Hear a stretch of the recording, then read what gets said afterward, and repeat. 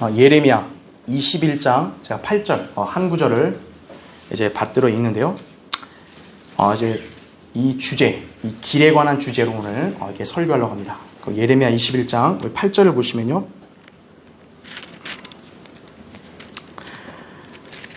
너는 이 백성에게 말할지니라. 주가 이같이 말하노니 보라, 내가 너희 앞에 생명의 길과 사망의 길을 두었노라. 이렇게 말씀하죠. 다른 길이 있나요? 없어요. 생명의 길 아니면 사망의 길이에요. 인생의 본질도 똑같잖아요. 살고 죽는 거죠. 그 길을 어떻게 택하냐가 굉장히 중요하겠죠. 그렇죠? 그래서 오늘 이 설교의 제목은 두 가지 길입니다. 오늘 이 제목으로 말씀을 전할 텐데 잠시 기도하겠습니다. 위대하시고 전능하신 아버지 하나님, 오늘 이렇게 굉장히 한파가 몰아치는 와중에도 주님께서 사랑하시는 우리 성도들을 안전하게 지켜 보호해 주시고 이렇게 하나님께 세우신 이 교회로 와서 또 안락하고 또 따스하게 이렇게 또 찬양하며 경배드릴 수 있게 해주신 것에 감사를 드립니다. 우리 성도들의 건강을 지켜주시고 또 생활에 지장이 없도록 늘 안전하게 보호해 주십시오. 이 한파가 몰아치는데 인간은 날씨에 대해서 왈가왈부할 수 없습니다. 인간의 힘과 어떤 지식과 기술로 날씨를 바꿀 수 없습니다. 왜냐하면 그것은 하나님이 관장하시기 때문입니다. 인간이 할 일은 바로 그 하나님을 인정하고 하나님을 의뢰하는 것밖에 없습니다. 이렇게 주님을 의뢰하는 성도들을 주님의 장중 안에 안아주셔서 항상 늘 이렇게 건강하게 지켜주시고, 특히나 이 코로나 바이러스가 지금 계속 맹위를 떨치고 있는데 주님의 강하신 팔로 우리 성도들을 지켜주심으로 늘 안전하게 주님을 믿고 섬기는 삶을 지속하게 해주시기를 간절히 원합니다. 방금 봉독한 말씀을 또 제가 우리 성도들에게 전합니다. 저는 어리석고 우둔합니다. 성령님께서 이 시간 제 안에 충만해 주시고 또 저의 입술을 주장해 주시고 오늘도 주님께서 저에게 준비케 하신 말씀을 우리 성도들에게 쉽게 정확하게 잘 증거할 수 있도록 역사해 주십시오. 우리 성도들의 귀와 마음을 열어주시고 오늘 하나님 말씀을 잘 듣고 마음에 받아들여서 우리 성도들이 변화받고 또 진리의 지식을 많이 깨우치는 귀한 시간 되게 해주십시오. 저는 특히나 오늘 이 생명의 길에 대해서 강조할 텐데 아직도 이 생명의 길에 들어서지 못한 사람이 혹시 있습니까? 오늘 확실하게 예수 그리스도를 구주로 믿고 생명의 길에 들어설 수 있도록 인도해 주십시오. 이 시간도 주님께 온전히 모든 걸 의탁드리오며 다시 오셔서 저희를 데려가 주실 주 예수 그리스도 이름으로 기도드립니다. 아멘. 말씀드린 대로 두 가지 길, 이런 제목으로 이제 여러분에게 설교를 전하고자 합니다. 사람들은 흔히 인생을 종종 길로 비유하곤 합니다. 길에는 평탄한 직선 도로도 있고 또 울퉁불퉁한 길도 있고 가파른 경사진 길도 있으며 또 여러 방향이 갈리는 그런 갈림길도 존재합니다. 특히 우리가 종종 마주치는 이 갈림길은 우리로 하여금 고민하게 합니다. 왜냐하면 그 중에 올바른 방향으로 놓여있는 길을 잘 선택해야 하기 때문이죠. 만일 잘못된 길을 택하면 그 사람의 여정에 차질이 생기게 됩니다. 이와 마찬가지로 우리 인생의 본질도 이런 길의 특성과 유사합니다. 인생도 저마다 우여곡절이 다양하여 안정과 역경이 교차하죠. 그리고 갈림길처럼 인생의 중대한 향방을 결정해야 할 시기를 마주할 때가 있습니다. 우리 인생의 진로에도 중요한 그런 결정해야 될 시기가 있잖아요. 그렇죠?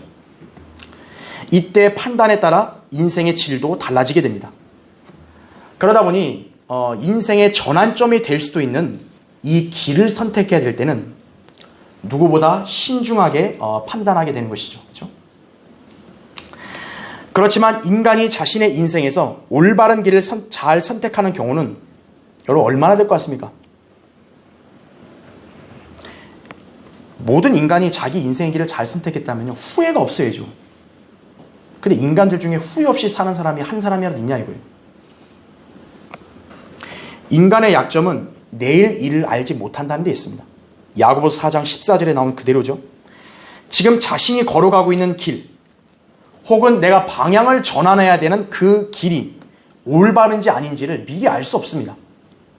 다만 인간은 자신의 경험, 지식, 또 이 주변 사람들의 조언, 이런 것들에 의지하려고 할 뿐입니다. 그럼에도 그런 것들은 불확실하기 때문에 때론 잘못된 길을 선택함으로써 인생의 쓴맛을 볼 때가 부지기수입니다. 인간이 불완전한 거죠. 특히 모든 길들은 영원하지가 않아요.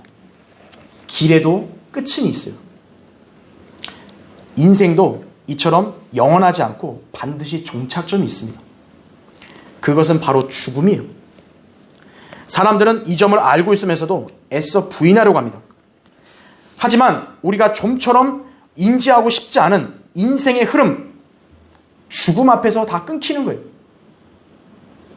나는 잘 달려서 아무 문제가 없는 것 같은데 그것도 언젠가는 끊기게 돼 있다 이거죠. 시편 90편 10절에 그렇게 나오죠. 따라서 현재 아무리 평탄하고 안정된 길을 걸어가고 있다 할지라도 그것은 영원하지 않다는 걸 알아야 돼요. 그게 인생의 본질입니다. 그런데 우리 인생의 길이 끊어지지 않고 영원히 이어지게 하실 수 있는 분이 계세요. 바로 창조주 하나님이시라고요. 왜냐하면 모든 생명은 하나님께로부터 비롯되었기 때문입니다. 그래서 인간들은 누구나 하나님을 믿고 그분을 따르는 삶을 살아야 한다 이거죠. 아까 제가 광고할 때 그랬잖아요. 날씨를 인간이 어떻게 할 수 있나요? 다른 지역 몰라도 우리 집만큼은 내가 따뜻하게 하고 싶다. 그게 자기 마음대로 되나요? 자, 인생의 길, 하나님을 믿는 길로 나아가야 그 사람 보장받는 거예요. 그럼 어떻게 갈 수 있는 것인가? 바로 예수 그리스도를 통해서만 하나님께 나아갈 수 있습니다. 요한복음 14장 6절에도 나는 길이요 진리요 생명이라 나로 말미암지 않고는 아버지께로 올 사람이 아무도 없느니라 이렇게 말씀합니다. 따라서 인간들이 진정으로 살고 싶다면, 자기 인생의 길이 끊기지 않고 영원히 가고 싶다면 올바른 길을 찾아서 가야 돼요. 바로 예수 그리스도를 믿는 것이. 그러나 이 땅의 수많은 죄인들은 예수 그리스도께로 나오지 않고 있습니다. 그리고 하나님을 믿는다고 자처하는 수많은 사람들도 예수 그리스도라는 길을 배제한 채 자기들이 멋대로 선정한 길을 통해 하나님께 나아가려고 합니다. 그들의 숫자가 올바로 믿는 여기 성도들의 숫자보다 훨씬 많아요. 영적 분별력이 없는 사람들은 당연히 다수가 걷는 그 길을 선택하려고 할 것이에요. 이 교회는 별 볼일 없고 틀렸다 이거죠. 왜죠? 사람이 적으니까. 저 교회는 옳다 이거죠. 왜죠? 사람 많으니까. 손 들어보세요. 다수결. 다수결이 진리인가요? 예수님께서는 이렇게 말씀하셨어요. 너희는 좁은 문으로 들어가라. 이는 멸망으로 인도하는 문은 넓고 그 길이 광대하여 그리로 들어가는 사람이 많으나 생명으로 인도하는 문은 좁고 그 길이 협소하여 그것을 찾는 자가 적음이니라. 마태복음 7장 13절 14절 말씀이에요. 아니 어떻게 생명을 인도하는 문이 왜 하필 좁습니까 이거예요. 왜 사람들이 많이 가는 그 멸망의 길은 넓냐 이거예요. 우리 이성으로는 이해가 안 되잖아요. 왜 그러냐면 하나님의 말씀인 성경대로 믿고 행하는 것이 쉽지 않기 때문이에요. 생명으로 인도하는 길, 그 길은 인간의 안목으로 판단되는 게 아니기 때문에 어려운 거라 이거죠. 이것이 바로 오늘날 성경대로 믿고 실행하는 이 그리스도인들의 숫자가 적은 이유예요. 괜히 적은 게 아니에요. 그럼 여러분처럼 소수가 선택하는 길이 잘못됐을까요? 오히려 우리가 하나님의 말씀에 순종하면서 가는 이 길은 생명에 이르는 길이고요. 다수가 선택하는 저 넓은 문을 가진 광대한 길, 우수수 몰려가는 그 길은 사람들이 볼 때 옳은 것처럼 보이지만 바로 멸망의 길이에요. 잠언 14장 12절에 그대로 나온다고요. 오늘 말씀을 통해 우리는 이 두 가지 길에 대해서 한번 살펴보고 어떤 길을 선택하여 인생을 살아가는 것이 가장 현명하고 올바른지를 오늘 깨닫는 시간이 되어야 합니다. 사람들은 누구나 인생에 다양한 길들이 있다고 그렇게 말하는데 본질적으로 인생에는 두 가지 길밖에 없는 거예요. 사망의 길 아니면 생명의 길이에요. 얼마나 돈 많이 벌고 잘 먹고 잘 살았고 못 먹고 못 살았냐 그게 중요한 게 아니에요. 죽느냐 사느냐가 중요한 거죠. 그렇죠? 이것은 결코 다수의 관점이 아니라 오직 하나님 말씀이 성경을 기준으로 결정되는 거예요. 성경대로 예수 그리스도를 믿는 사람만이 구원받는 것이에요. 성경대로 믿고 순종하는 성도만이 영원한 생명을 붙잡는 삶을 살게 되는 것임을 알아야 합니다. 디모데전서 6장 12절에 나온 그대로예요. 자기 멋대로 믿는 사람, 그런 사람은 안 믿는 사람하고 별반 다를 거 없어요. 자, 오늘 설교의 주제, 우리 앞에 놓인 두 가지 길 한번 살펴보겠습니다. 첫 번째요, 우리 앞에는 사망의 길이 있습니다. 모든 피조물들, 특히 인간들에게는 생명을 지니고 있는 것만큼이나 죽음을 당하는 것도 필연적입니다. 인간들은 태어날 때부터 죄의 성품을 지닌 상태가 되었죠. 시편 51편 5절에. 여러분, 흉악범들도 갓난아기 때는 얼마나 귀여웠을 거예요. 그렇죠? 그러나 아기가 태어날 때부터 이미 죄로 조성된 거예요. 이후에 모든 사람은 인생을 살면서 다양한 형태로 죄를 짓게 됩니다. 그래서 성경은 모든 사람을 죄인이라고 단정하시는 거예요. 로마서 3장 10절이나 23절에 나오죠. 그러면 그 죄의 결과는 무엇일까요? 바로 죽음입니다. 그래서 모든 사람들은 출생과 동시에 영원한 사망의 길로 접어들 수밖에 없는 것입니다. 로마서 5장 12절에도 이런 연유로 한 사람에 의하여 죄가 세상으로 들어오고 그 죄에 의하여 사망이 왔으니, 그죠? 그리하여 모든 사람이 죄를 지었으므로 사망이 모든 사람에게 전달되었느니라, 이렇게 말씀하십니다.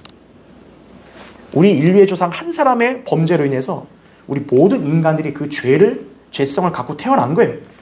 그러니까 죽는 거죠. 오늘날 이 세상은 죄에 대한 심각성과 무서움을 인식하지 못합니다. 우리가 사람들에게 복음을 전할 때 죄인임을 설명하면 그들의 반응은 대부분 무덤덤합니다. 그러니까 속된 말로 그래서 뭐 어쩌라고 이런 거예요.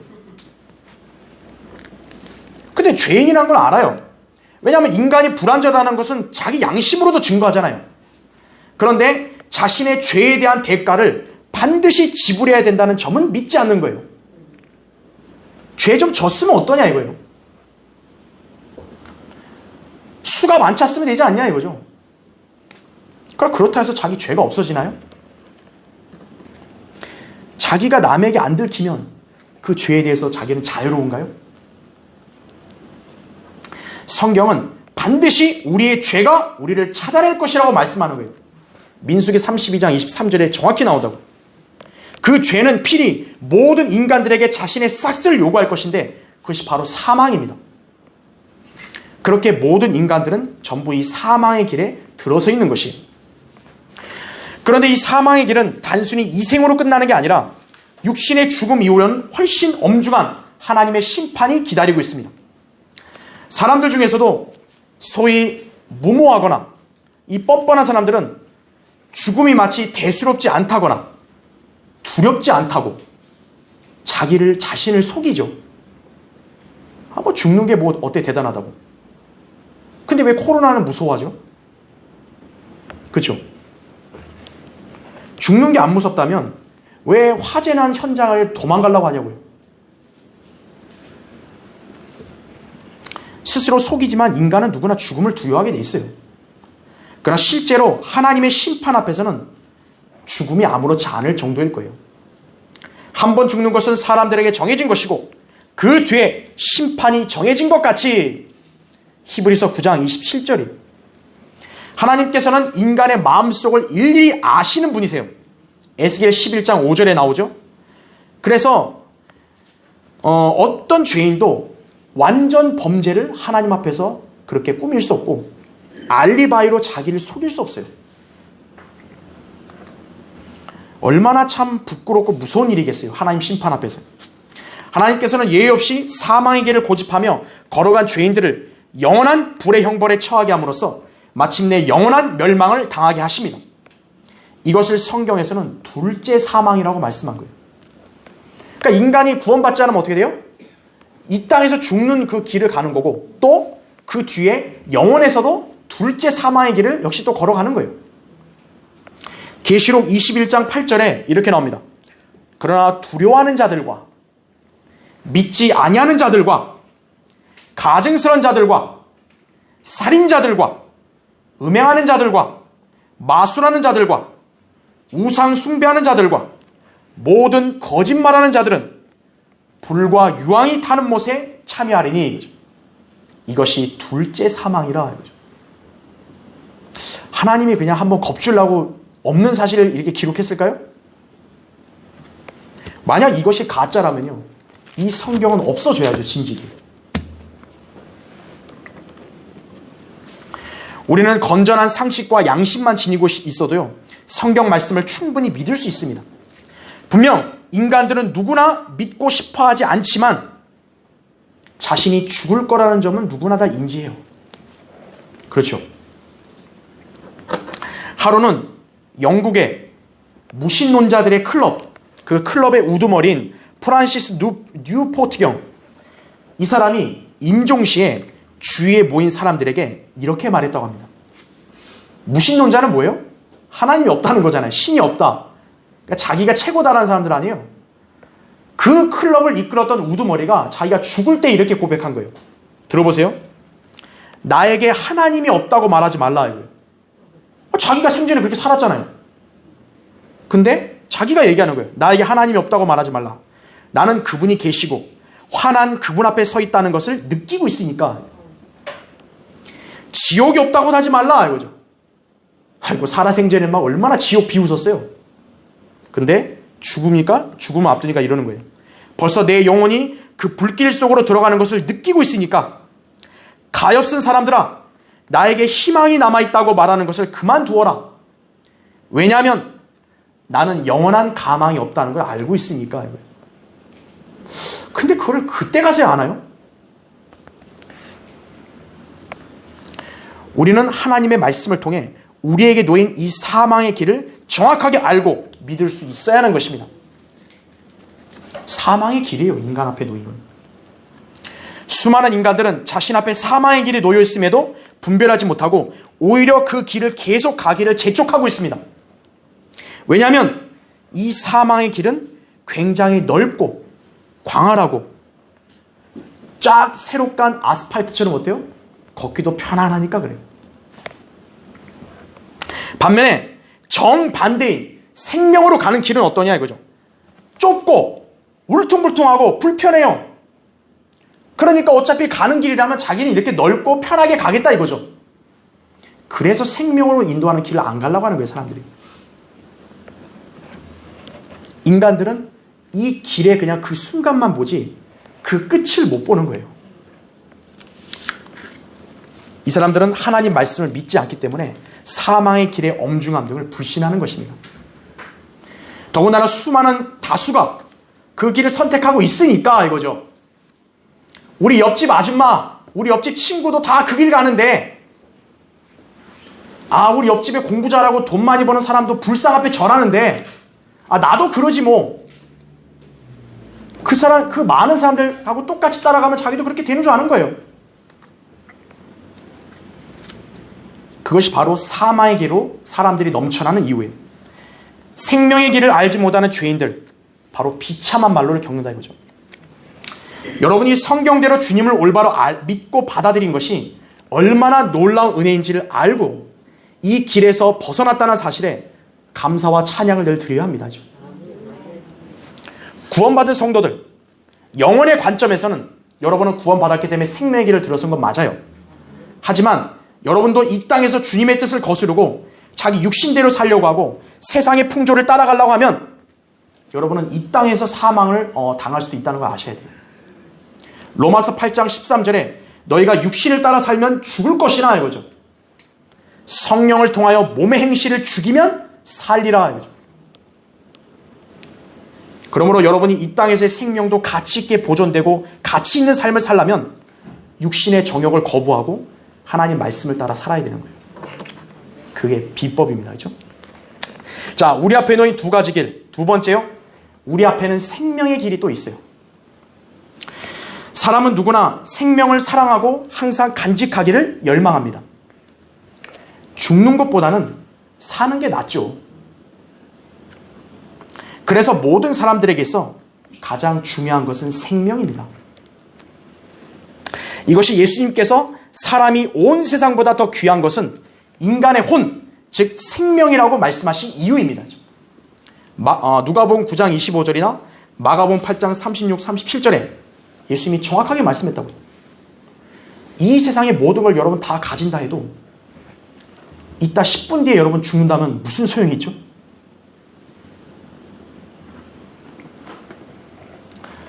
죽음은 인간의 뜻대로 되지 않죠. 생명도 인간의 뜻대로 존재하거나 누릴 수 있는 게 아니죠. 누가 죽고 싶겠어요? 그래, 죽음은 언제나 찾아온다고요. 생명, 오직 창조주 하나님께만 달려있는 것이에요. 진리의 무지한 죄인들은 단지 이 세상의 수명이 생명의 전부인 줄 착각해요. 하지만 실제로 이 생만 있는 게 아니라 다가올 영원이 존재합니다. 이때 영원에 거하려면 오직 영원한 생명을 지녀야죠. 이것은 오직 하나님께서만이 주실 수 있다고요. 다른 사람이 줄 수 있다면 말을 해보라 이거예요. 말 못하잖아요. 하나님은 성경에다가 딱 기록해서 2000년 넘게 딱 주셨잖아요. 1700년 넘게.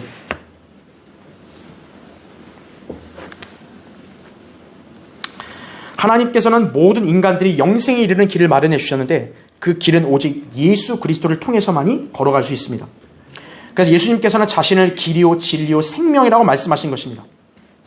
오늘날 수많은 종교들, 불교든 유교든 힌두교든 이슬람교든 심지어 여호와 하나님을 부르짖는 유대교든 안식교든 여호와의 증인, 몰몬교, 신천지, 개신교 각자 구원의 길을 제시하지만 이들의 길에는 생명이 없습니다. 왜냐하면 영생은 오직 예수 그리스도 안에 들어올 때만 있는 거예요. 저 유명한 대형교회 목사님, 신학교 교수님, 무슨 과학자님, 대통령님 따라간다고 영생이 있는 거 아니에요. 예수 그리스도를 믿는 사람만이 영생을 갖는 거예요. 여러분 성경 한번 찾겠습니다. 요한일서 보십시오. 요한일서 5장 11절 보십시오. 요한일서 5장 11절.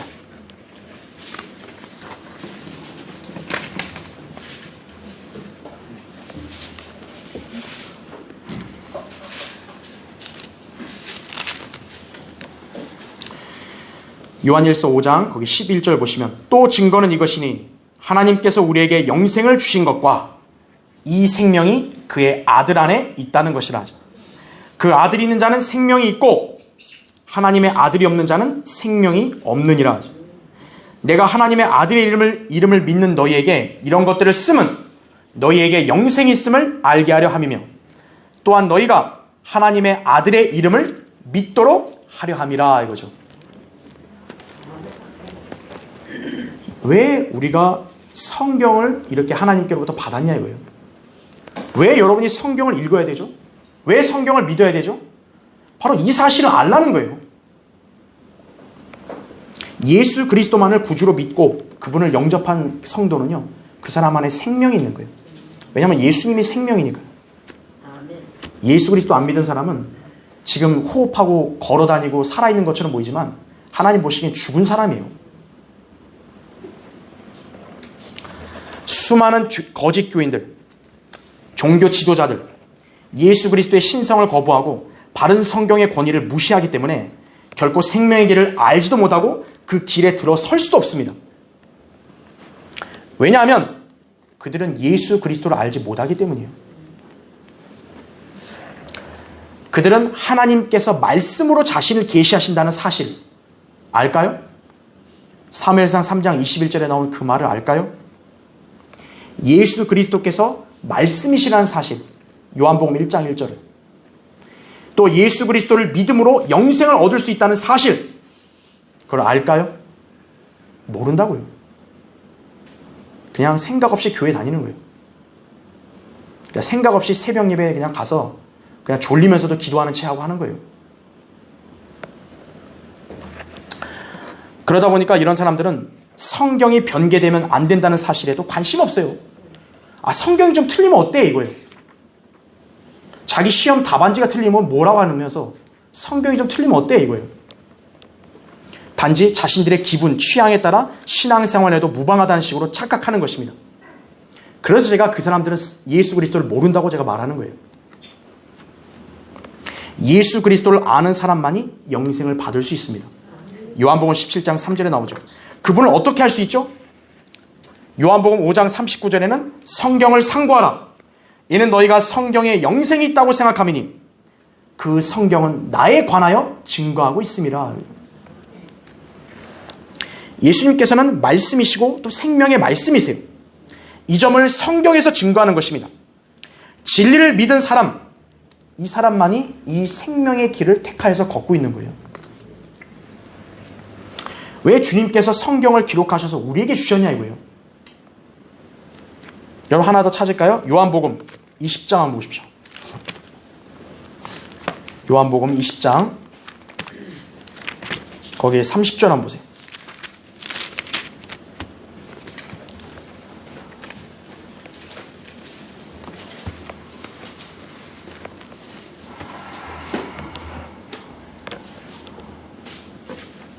요한복음 20장 거기 30절 보시면 실로 예수께서는 그의 제자들의 면전에서 이 책에 기록되지 아니한 다른 많은 표적들을 행하셨으나 이거죠.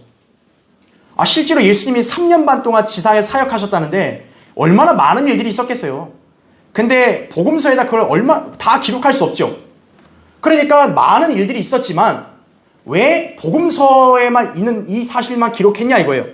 그거 보세요. 31절. 다만 이것들을 기록한 것은 너희로 예수가 그리스도 곧 하나님의 아들이심을 믿게 하려는 것이요 또 믿음으로써 그의 이름을 통해 생명을 얻게 하려 함이라 이렇게 말씀하고요. 아, 왜 우리에게 이렇게 기록된 성경을 주셨냐 이거예요. 예수 그리스도가 하나님의 아들이신 걸 믿고 영생을 받으라는 거예요. 이 진리를 믿은 성도들은 자신이 죽어서 어디로 갈지를 정확하게 알고 간증할 수 있어요. 모르는 사람은 어때요? 자기가 죽으면 죽어봐야 알죠. 그런 소리 하는 거예요. 한 번은 조지아에 있는 커티스 헉슨이 목회하는 이 교회 내에서 이 5살짜리 여자아이가 길을 잃었다고 합니다. 그 여자아이는 방금 구원받은 아이였는데 수백 명의 주일학교 어린이들 사이에서요, 이 5살 아이가 길을 잃어버린 거예요. 이때 주일학교 버스 운전기사가 길 잃은 그 아이를 발견하고 이렇게 물었습니다. 얘야, 네 이름이 뭐냐? 근데 이 아이는 모른대요. 자기 이름도. 5살인데. 그래서 엄마 이름을 물었어요. 엄마를 아냐? 모른대요. 그러면 네가 사는 곳이 어디냐? 이 5살짜리는 자기 사는 곳도 어딘지 몰라요. 그러니까 이 버스 기사가 참 답답하죠.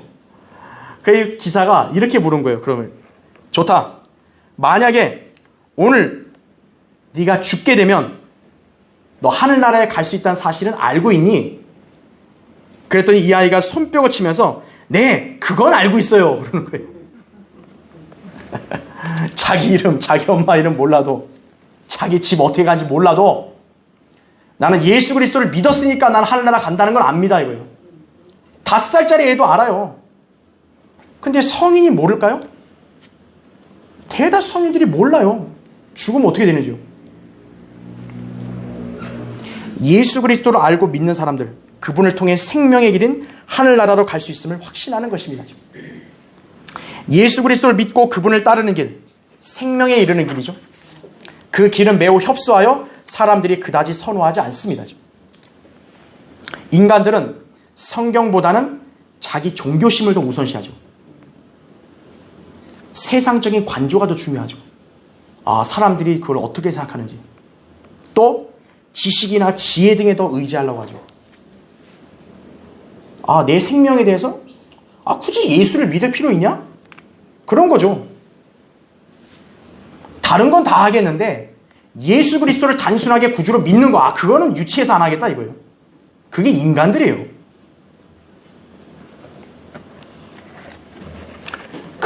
이런 사상을 가진 사람들은 모두 사망의 길로 향할 뿐이에요.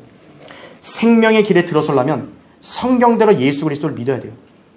그냥 자기 멋대로 믿는 거는 그건 길이 아니에요. 성경대로 예수 그리스도를 자신의 구주로 믿고 또 하나님 말씀에 순종해야 한다 이죠. 우리가 이 길을 가고 있다는 사실, 늘 감사와 확신을 가지고 살아야 할 것입니다. 자, 우리 앞에 놓인 두 가지 길, 세 번째요. 이제 우리는 이 두 가지 길 중에서 선택을 해야 합니다. 여러분은 각자 인생에서 양자택일을 해야 되는 상황을 경험해 보셨을 것입니다. 이게 우유부단한 사람은 좀 결정을 못 하잖아요. 근데 반드시 결정해야 될 상황이 있어요, 인생에는. 사람들은 선택에 따른 결과를 알 수 없기 때문에 불안한 나머지 이왕이면 다 취하고 싶지만 분명 상반되는 두 가지 상황이 발생하면 어쨌든 둘 중에 하나를 선택해야 합니다. 특히 하나님을 믿고 섬기는 일, 이 원칙은요 절대 불변이에요. 나는 하나님도 안 믿고 그렇다고 하나님도 대적 안 해. 그런 건 없어요. 이 세상은 상대적 진리, 상황적 윤리 이런 걸 중시하니까 이런 영적 원칙을 결코 수용하지 못해요. 하지만 하나님을 믿고 따르는 믿음의 길은 중립이나 다른 갈래의 길이 없어요. 지름길 없어요. 개구멍도 없어요. 하나님 믿는 길은. 둘 중에 하나를 선택해야 한다 이거죠. 하나님을 올바로 믿고 섬기느냐 그렇지 않느냐, 그 결과는 생명 아니면 저주예요. 자, 이에 대해서 순전히 본인 책임이죠. 자기가 길을 가는데 여기 내가 어디를 가야 될까? 사람들에게 물을 수 있지만 결국에는 선택하고 가는 건 누가 해야 되는 거예요? 자신이 해야죠. 다만 하나님께서는 이 두 가지 길의 운명에 대해서 정확하게 말씀하심으로써 우리가 올바르게 선택할 수 있도록 가르쳐 주신다고요. 그냥 갈림길은 어딘지 모르지만 우리 인생의 사망과 생명의 길은 하나님이 정확히 알려주세요. 이 길로 가면 너는 생명과 의와 복을 누리고 저 길로 가면 너는 망한다 이거예요. 그럼 알려줬으면 어때요? 가는 거 어렵지 않은 거예요. 선택하는 거 어렵지 않은 거예요. 신명기 30장 19절에 내가 오늘 하늘과 땅을 불러서 너희에 대하여 증거를 삼아 내 앞에 생명과 죽음, 복과 저주를 두었은즉 그러므로 너와 내 자손이 살려면 생명을 택할지니라 이렇게 말씀합니다. 살려면 생명의 길로 가야죠. 그죠? 그런데 수많은 인간들이 사망의 길을 선택한다는 게 문제예요. 죽는 길이라는 걸 알려주는데도 사람들이 그 길을 재촉해요. 계속. 왜일까요? 그 사망의 길이 자기의 관점으로는 되게 옳게 보이니까 그런 거예요. 육안으로 보기에도 매력적이고 이론적으로도 논리적이고 또 선을 보장하고 목적의 수단을 정당화시키기까지 하니까 이 길 괜찮지 않냐 이거예요. 자기 생각과 딱 지혜로 판단해 보니까 굳이 예수 그리스도 말을 믿을 이유가 있나? 필요하면 부처도 믿고 필요하면 알라도 믿고 필요하면 힌두교의 소도 믿고, 그것이 인간의 관점이죠. 특히 수많은 사람들이 어때요? 그런 길을 다 선택하는 거죠. 그러니까 사람들이 저렇게 많으니까 안전하겠지 이거죠. 이것이 바로 수많은 죄인들이 선호하는 멸망의 문으로 향하는 넓고 광대한 길입니다. 이에 대해 성경은 무엇이라고 말씀하십니까? 잠언 14장 12절, 16장 25절에 이렇게 나옵니다. 사람에게 옳게 보이는 길이 있으나 그 끝은 죽음의 길들이니라 이렇게 말씀합니다. 자, 죽음의 길들, 복수로 얘기했죠. 다양한 길들이 있겠죠. 어떨 때는 누구누구 따라서 이게 옳게 보이고 저게 옳게 보일 수 있겠죠. 하지만 그 끝으로 가면 어때요? 죽음이다 이거예요. 죽음의 길들은 모든 그런 길들이고 생명의 길은 오직 한 가지인 거예요. 사망의 길을 따르는 사람들, 자신이 똑똑하다고 착각하면서 자기 노력, 수고, 학문적 지식, 지혜, 종교 이거를 의지할 뿐 결코 예수 그리스도를 통한 영생과 그분의 말씀에 순종하는 삶을 원하지 않습니다. 그래서 우리가 오늘날 복음을 세상에 전할 때 많은 사람들이 거부하는 거예요. 그들의 길의 종착지는 어딜까요? 죽음과 지옥이에요. 그래서 어떤 사람은 이렇게 얘기한 거예요. 지옥으로 가는 길은 선한 의도들로 포장되어 있다라고 말했어요. 여러분, 지옥의 길이 불합리하고 지옥의 길이 이상해 보이면 가겠어요, 사람들이요? 너무나 포장되어 있고 잘 보이니까 가는 거예요, 그 길로. 자, 왜 하나님께서는 그분께서 마련하신 생명의 길이 인간들의 관점에서는 어리석고 불편하게 보이게 하셨을까요? 그것은 자신의 지혜와 의를 신뢰하는 자들을 하나님은 어리석게 하시는 거예요. 그러면서 하나님이 얼마나 위대한 분이신지를 나타내시는 거예요. 시간이 별로 없어서 제가 그냥 읽겠습니다. 고린도전서 1장 18절부터 21절인데 여러분 잘 들어보십시오. 십자가를 전파하는 것이 멸망하는 자들에게는 어리석은 것이지만 구원을 받은 우리에게는 하나님의 능력이라 이거죠. 예수 그리스도 십자가 믿으라 그러면 인간이 볼 때 어때요? 굉장히 유치해 보이잖아요. 그렇게 단순하게 믿어서 뭐가 좋냐 이렇게 되는 거 아니에요? 그러니까 세상은 어리석게 본다 이거예요. 하지만 구원받은 우리에게 뭐예요? 예수 그리스도의 십자가의 복음이 하나님의 능력이다 이거죠. 기록되기를 내가 지혜 있는 자들의 지혜를 멸하고 총명한 자들의 명철을 없애리라 하였느니라. 지혜 있는 자가 어디 있느냐? 학자가 어디 있느냐? 이 세상의 변론가가 어디 있느냐? 하나님께서 이 세상의 지혜를 어리석게 만드신 것이 아니냐? 하나님의 지혜에 있어서는 세상이 그 지혜로 하나님을 알지 못하였기에 하나님께서 복음 전파의 어리석음으로 믿는 자들을 구원하시기를 기뻐하셨느니라 이거죠. 이렇게 말씀하시는 거예요. 여러분, 인간의 지혜가요, 하나님하고 하나님 앞에 대등하게 갈 수 있을까요? IQ 190, 200 이런 사람들이 하나님에 대해서 정확하게 알까요? 인간의 지혜는요, 하나님의 어리석음보다 못한 거예요. 하나님께서는 복음 전파의 어리석음으로 믿는 자들, 그걸 그대로 믿는 자들을 기뻐하시는 거예요. 생명의 길은 성경대로 예수 그리스도를 믿고 하나님께로 나온 그리스도인들이 걸어가는 길입니다. 이 길은 결코 세상에서 추천하지 않는 길이에요. 따라서 그리스도인들은 결코 세상으로부터 인정이나 호의를 바라는 삶을 살 수 없다는 것을 알아야 합니다. 이것이 바로 이 길이 좁고 협소한 이유예요. 그렇지만 그 길이 좁고 협소하고 힘들어도 그 길은 생명에 이르는 길이고 의와 복의 통로예요.